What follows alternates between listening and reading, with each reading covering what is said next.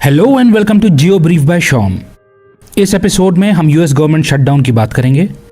American government officially shutdown में चली गई है।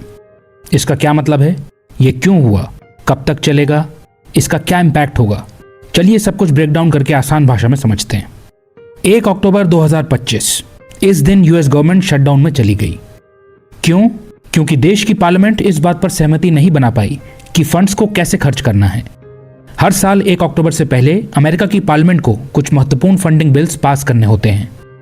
यदि ये बिल्स यूएस कांग्रेस में पास हो जाते हैं और अमेरिकी राष्ट्रपति इस पर साइन कर देते हैं तब तो ठीक है, गवर्नमेंट नॉर्मली फंक्शन करती है, डे टू डे ऑपरेशंस बाधित नहीं होते हैं बिकॉज फंडिंग बिल्स पास हो चुके हैं, विच मीन्स देश की पार्लियामेंट में इस बात पर सहमति बन चुकी है कि फंड्स को कैसे खर्च करना है। यानी अब गवर्नमेंट एम्प्लॉयज को पे करने के लिए, गवर्नमेंट एजेंसीज की डे टू डे फंक्शनिंग के लिए फंड स्मूथली अवेलेबल हैं, यानी सरकार के ऑपरेशंस बाधित नहीं होंगे।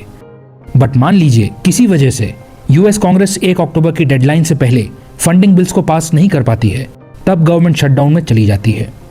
अभी यही हुआ है, फंडिंग बिल्स पास नहीं हुए।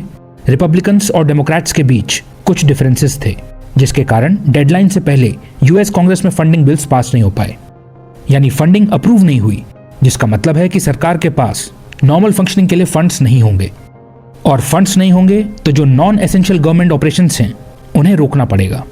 यही शटडाउन कहलाता है। अब अमेरिकी सरकार के पास फंड्स नहीं हैं, तो गवर्नमेंट एम्प्लॉयज की सैलरी कैसे दी जाएगी?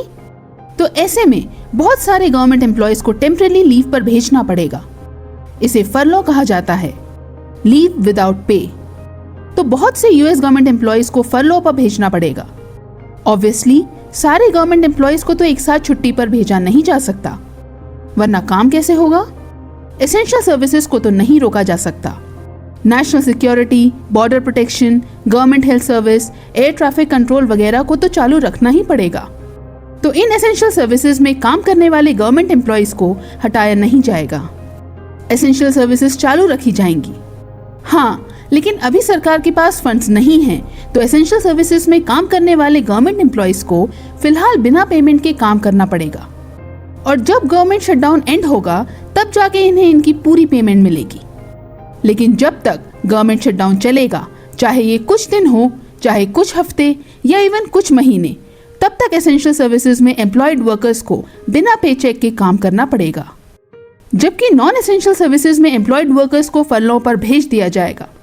इससे government funded food assistance, food safety inspections, immigration services, student loans जैसे प्रोग्राम्स में दिक्कत आएगी। नेशनल पार्क्स और फेमस लैंडमार्क्स के स्टाफ को छुट्टी पर भेज दिया जाएगा। नॉन एसेंशियल सर्विसेज में दिक्कत आएगी। कुल मिलाकर सरकार फुली फंक्शनल नहीं रहेगी, बस पार्शियली काम करेगी। केवल एसेंशियल सर्विसेज ही पहले की तरह जारी रहेंगी। क्या अमेरिकन गवर्नमेंट पहली बार शटडाउन में जा रही है? जी नहीं, ये पहले भी कई बार हो चुका है। 1980 से लेकर अभी 2025 वाले शटडाउन को मिलाकर 15 बार यूएस गवर्नमेंट शटडाउन में जा चुकी है। इससे पहले ट्रंप की फर्स्ट टर्म में लेट 2018 से अर्ली 2019 के बीच यूएस गवर्नमेंट शटडाउन में गई थी। इनफैक्ट ट्रंप की फर्स्ट टर्म में 3 बार गवर्नमेंट शटडाउन देखने को मिला था, और अभी ट्रंप की सेकेंड टर्म में फिर से गवर्नमेंट शटडाउन में चली गई है। गवर्नमेंट फंडिंग में पॉज हो गया है।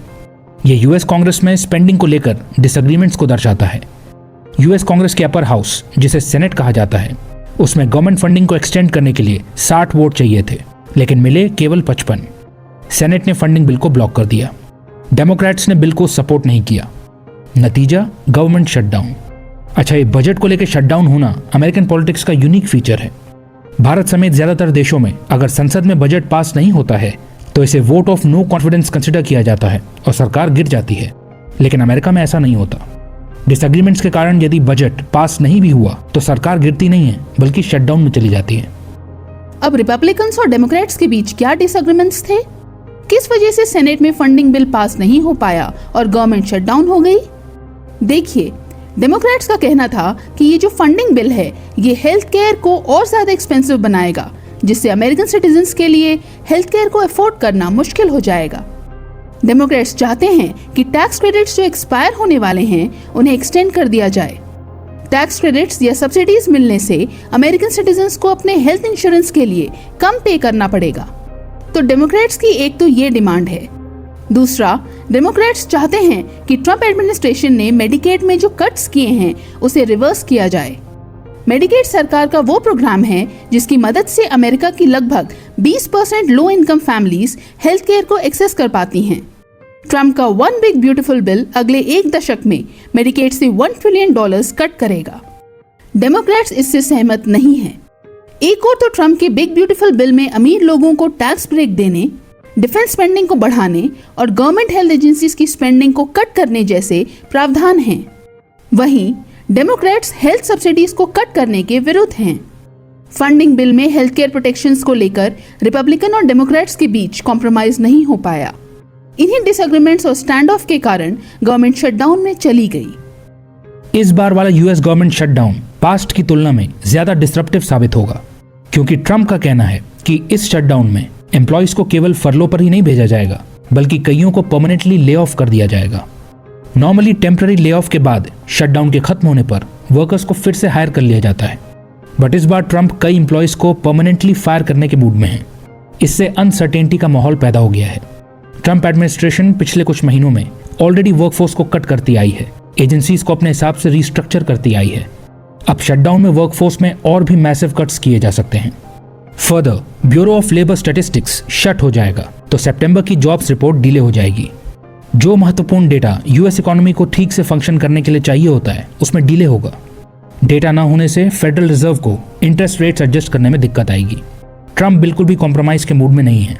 वो चाह रहे हैं कि डेमोक्रेट्स पिछले बजट स्टैंड ऑफ की तरह इस बार भी घुटने टेक दें, लेकिन डेमोक्रेट्स के ऊपर जबरदस्त प्रेशर है।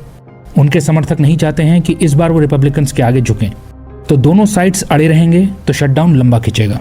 किसी को नहीं पता है कि यह शटडाउन कब खत्म होगा। अब तक का लॉन्गेस्ट शटडाउन 2018-19 वाला था, जो ट्रम्प की फर्स्ट टर्म के दौरान हुआ था। ये 35 दिनों तक चला था। देखना होगा कि अभी वाला शटडाउन कितने दिनों तक चलता है। शटडाउन जितना लंबा चलेगा, यह अमेरिका की इकोनॉमी को उतना ज्यादा हर्ट करेगा। फाइनेंशियल मार्केट्स डिस्टर्ब हो जाएंगे, लोगों का गवर्नमेंट पर से भरोसा उठता जाएगा। अमेरिका में इस वक्त जबरदस्त पॉलिटिकल ड्रामा देखने को मिल रहा है। एक बात तो तय है कि इस तरह से गवर्नमेंट के शटडाउन होने से अमेरिका और अमेरिकन प्रेसिडेंट की इमेज भी खराब होती है।